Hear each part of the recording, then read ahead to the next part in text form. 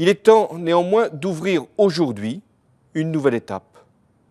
Et j'ai donc confié à Manuel Valls la mission de conduire le gouvernement de la France.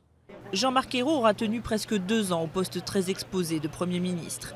Mais face à la débâcle des municipales, difficile pour François Hollande de maintenir à la tête du gouvernement l'ancien maire de Nantes. Principal échec de Jean-Marc Ayrault et de son gouvernement, le chômage avec plus de 3,3 millions de chômeurs en février dernier.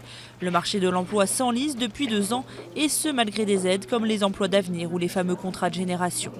Autre motif de grogne des Français, la fiscalité toujours plus forte. En 2 ans, le taux de prélèvement obligatoire est passé de 43,9% du PIB à 45,9%. Des échecs qui cachent pourtant de grandes réformes, au premier rang desquelles la loi autorisant le mariage homosexuel, adoptée le 23 avril 2013 après d'âpres débats et une mobilisation très forte des opposants.